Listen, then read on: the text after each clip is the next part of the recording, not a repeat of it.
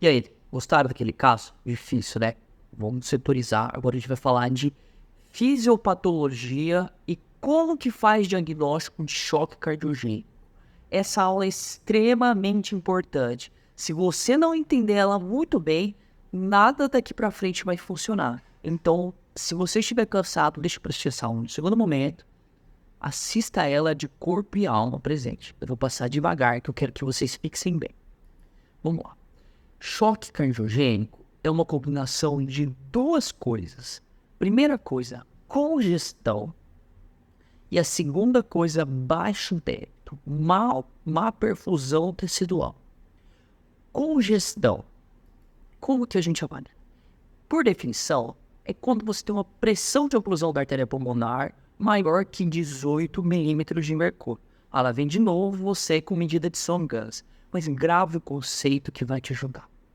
Como que a gente identifica aí a beira-leito na prática, com história e exame físico?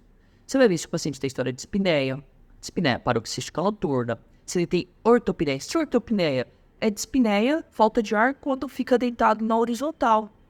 Bendopneia. Gabriel, nunca ouvi falar sobre bendopneia. Bendopneia é quando tem falta de ar, quando dobra assim, agacha para amarrar o sapato, por exemplo.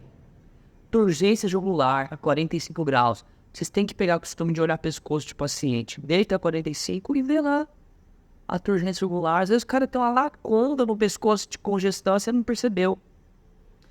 Se tem refluxo jugular, vê se essa coluna sobe de sangue. Hepatomegalia, tem que palpar o abdômen de paciente, tem que examinar, ver se tem edema de membros inferiores. Levanta calço, tira o tênis, o sapato, eu sei que às vezes o paciente tem chulé, mas tem que fazer isso, tá bom? Auscultar eu sei que vocês auscultam, ver se tem crepitação, se tem ronco, se tem sibilo. Ver se tá ganhando peso, pode ser intenção hídrica. Agora atenção aqui, ó. Congestão eu sei que vocês sabem, mas vem para baixo débito. O que é baixo débito? Ó, presta atenção, conceito novo, hein? Índice cardíaco menor que 1,8 se não tiver imagem inotrópico, do glutamina, por exemplo. Se tiver, é 2,2, mas grava 1,8. Gabriel, não sei o que é índice cardíaco. Você sabe o que é débito cardíaco, né? É a quantidade de volume injetado pelo coração em um minuto. O índice cardíaco é o ajuste do débito cardíaco para a superfície corpórea. O Shaquille O'Neal tem um débito cardíaco. Você pegar uma menina nova, de 1,48 m, que pesa 40 kg, molhada, ela tem um débito cardíaco menor que o Shaquille O'Neal. Mas às vezes a performance cardíaca, o índice cardíaco é o mesmo, tá? Vamos lá. O que é sinal de baixo débito? Sintoma: fraqueza, extremidades frias. Você vê o paciente está gelado. Você vê na pele dele livedo reticular. Você palpa o pulso, aquele pulso fino. Hipotensão, principalmente pressão sistólica menor do que 90. Diminuição da pressão de pulso, que é a diferença entre a pressão sistólica e a diastólica.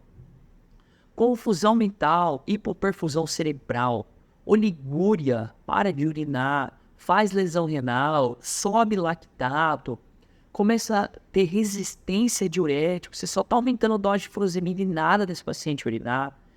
Arritmias ventriculares, muita extrasístole ventricular, taquicardia ventricular não sustentada. Eu tive oportunidade de ficar em Dallas, no Texas, logo que eu terminei a cardiologia, que é pouco tempo lá. E eu fiquei 2 semanas no serviço de insuficiência cardíaca avançada dessa pessoa, do Mark Drasner. Ele é um dos especialistas de insuficiência cardíaca, uma pessoa que sabe muito, tem uma experiência gigantesca. E quando a gente passava a visita, discutia os casos e tudo mais, eu lembro de uma frase que ele me falou que marcou. Falou, traduzindo, obviamente, né? Ele falou assim: nós sabemos reconhecer clinicamente se o paciente está congesto, mas erramos em 50% das vezes na avaliação da má perfusão, do baixo débito. Ou seja, são dos casos que mais sabem insuficiência cardíaca no mundo, assumem que ele tem dúvidas com relação ao baixo débito. Imagina nós, meros mortais. Mais uma vez, fixação de conteúdo, a gente vai considerar o índice cardíaco menor que 1,8. Eu vou ter que medir índice cardíaco para todo mundo. passar Songan, você é viciado em Songan? Não, eu sou viciado em Songan. Vê que tem como ver de uma forma indireta isso. Vamos lá. Baixo débito cardíaco. Você vai colocar a mão, principalmente nessa região da perna, e ver se tem extremidades frias, pegar na mão do paciente. Opa, é o pontinho a favor aqui na balança. É assim que você vai pensar no diante. Aí você vai ver se tem livedo reticular, ver a coxa do paciente, que é onde costuma dar mais livedo reticular. Ver se o paciente tem confusão mental. Importante. Deixa eu falar um negócio de confusão mental. Vou contar uma história pra vocês. Eu tava no R3 Cardiologia no INCOR, tava acompanhando o serviço de assistência cardíaca ali, trabalhando com um cachorro. E tinha um paciente que ele tinha insuficiência cardíaca chagásica, que vivia entrando e saindo de choque cardiogênico, estava internado no estado para transplante. E esse paciente, toda vez que ele entrava em choque cardiogênico, ele ficava confuso. Mas a confusão dele era muito engraçada. Ele não era um paciente religioso, mas aí ele se tornava religioso. Ele começava a querer pregar a palavra para os outros pacientes. Aí do nada tem uma capelazinha lá no INCOR. Ele ia lá, ele ajoelhava do lado do padre, começava a ficar rezando. Ele passava nos outros quartos, chamando todo mundo para ir para missa. Aí você ia lá, examinava ele, coletava os exames, você percebia que ele estava embaixo dele. Quando ele passava, ele falava, nossa, eu fiz isso, entendeu? Interessante, essa história me marcou. O que mais? Disfunção renal, presença de oliguria, resistência diurético, piora de função renal, creatina, ureia, sogra. O que mais? Isso aqui é um detalhe interessante, ó, o paciente começa a fazer muita arritmia ventricular. Por quê? Hipoperfusão coronariana. Você começa a ter um choque, uma perfusão tecidual. E o que cérebro e coração são os órgãos que são primeiro poupados. Você poupa primeiro o músculo, órgãos abdominais, entendeu? Para manter órgãos mais nobres, como cérebro e coração. Aí chega uma hora que nem se dá conta. O que mais que é sintoma de baixo débito? Pressão de pulso diminuída, e aqui a gente considera menor que 30 milímetros de mercúrio. Vamos lá.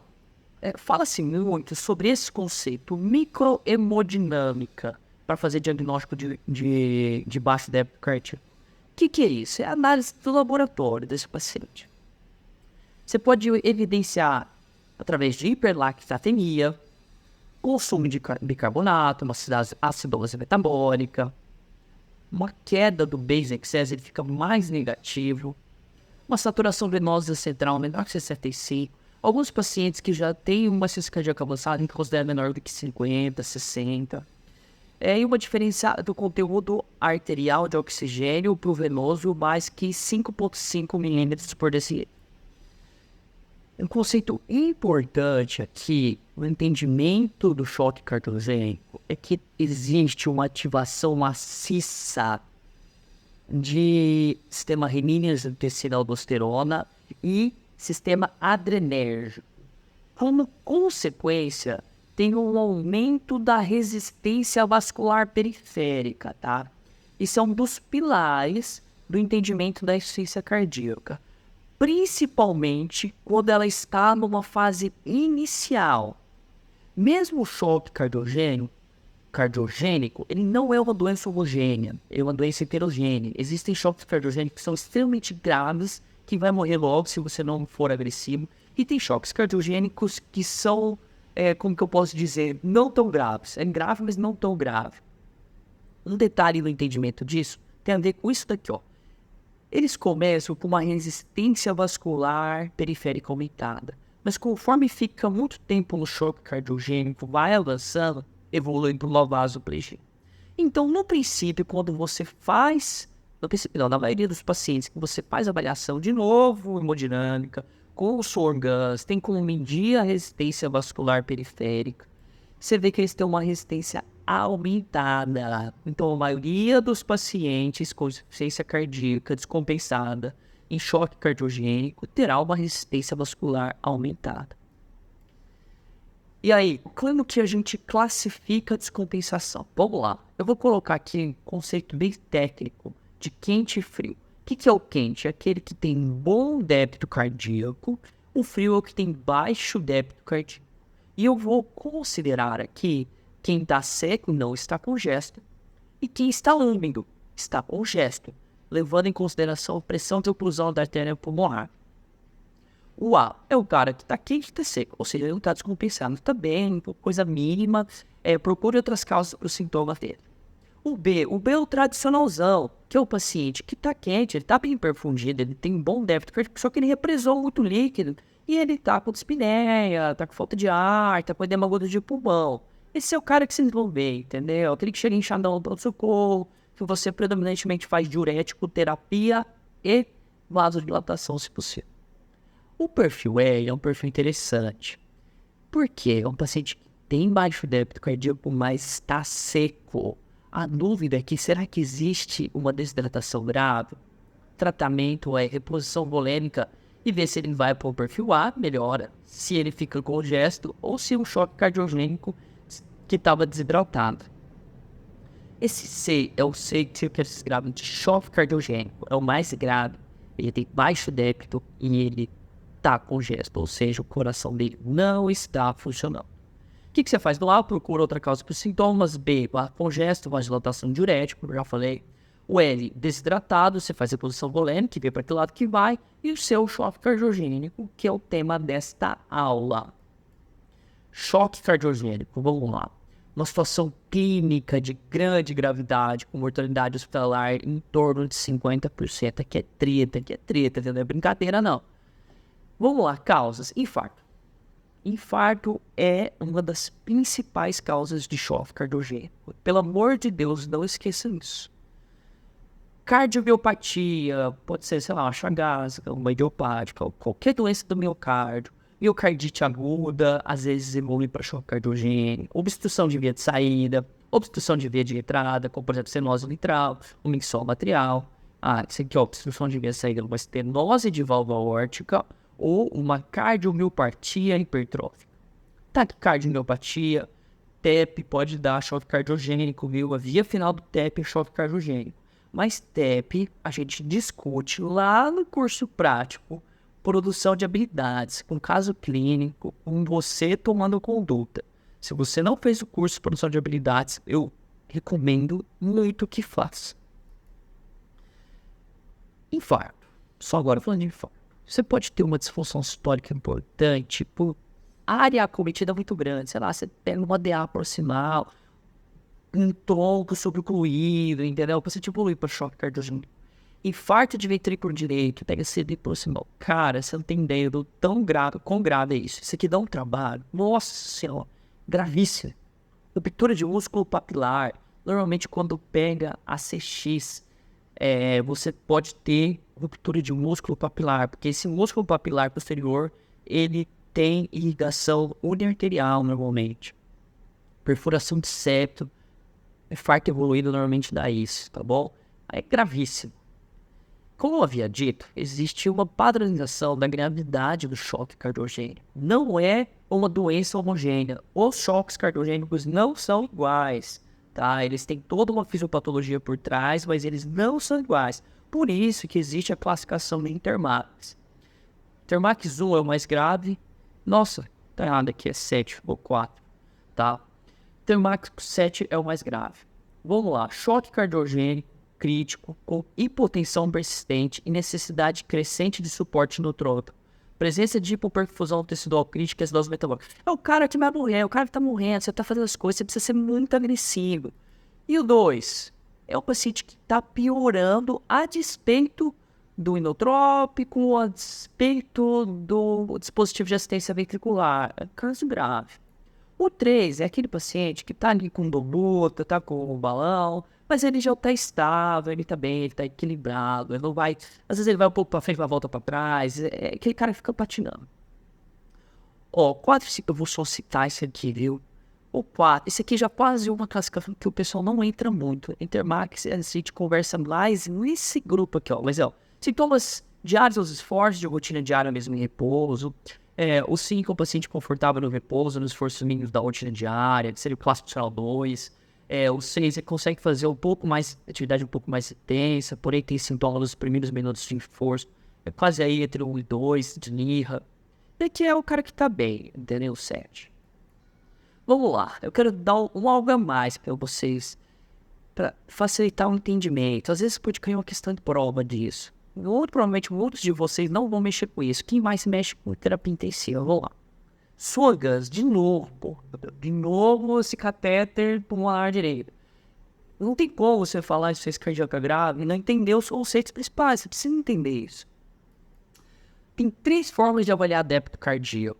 Esse daqui não é bem Swan-Ganz, mas tem a ver com cateter de sala de hemodinâmica. Vamos lá. Termodiluição. Você vai lá, você injeta um líquido e você numa ponta e você vê a temperatura variando na outra. Então você tem uma variação de temperatura e depois a temperatura se equilibra. Quando você tem um alto débito cardíaco, lava rápido aquele líquido, você muda rápido aquele líquido, chega rápido na outra ponta, só que equilibra rápido depois. Quando você tem um baixo débito cardíaco, essa curva aquele líquido demora para chegar. Uma baixa acurácia, insuficiência mitral e tricúspide, insuficiência tricúspide, porque pode voltar o líquido temperatura diferente para trás. Você tem uma insuficiência pulmonar, se ele tem shunt cardíaco, seu ritmo é irregular, e pacientes de muito baixo débito cardíaco não é um método de escolha. O método de FIC é uma conta que se faz, tá bom? Você vai ver o débito cardíaco através do consumo de oxigênio, a diferença da saturação arterial de O2, saturação venosa de O2, e você multiplica por 1,36 hemoglobina vezes 10. Tá? Então você precisa calcular o consumo de O2 por meio da medida de gases expirados. Não sei se vocês já tiveram contato com a ergospirometria, que é o teste cardiopulmonar de esforço. Você mede o oxigênio quente que sai, gás carbônico quente que sai, nitrogênio quente que sai, vapor de água quente que sai. E aí você tem o consumo de oxigênio. O consumo de oxigênio tem uma relação direta com o débito cardíaco. Por isso que o VO2 ele é usado para estimar débito cardíaco no teste cardiopulmonar de esforço. Tá vendo como os conceitos se conectam? Às vezes parece muito complexo. Por que mede VO2 não mede débito cardíaco? Porque é difícil medir débito cardíaco. Tá bom? Não pode ter shunt, não pode ter insuficiência aórtica ou mitral. Você tem que saber a hemoglobina do paciente, porque é o transportador de oxigênio. E a ventriculografia é o seguinte: você injeta contraste no VE, você desenha ele na sístole, desenha ele na diástole, joga numa fórmula matemática, no software, e vai dar o volume sistólico injetado, e você multiplica pela frequência cardíaca. Tipo, claro, esses conceitos de choque cardiogênico, como que faz a avaliação pela lei do paciente que tem má perfusão? Extremidades frias, pulso fino, tempo de enchimento capilar prolongado, confusão mental, oligúria, que mais? Pressão de pulso diminuída, aumento de lactato, queda do bicarbonato, queda mais acentuada do basic excess, uma saturação venosa baixa. É lógico que nem todos os pacientes têm todos esses itens, tá bom? Por isso que você precisa do todo. Às vezes o paciente tem um item alterado, mas não tem o outro, e por aí vai, tá bom? Precisa de muito cuidado nessa avaliação clínica. Certo? Fechou.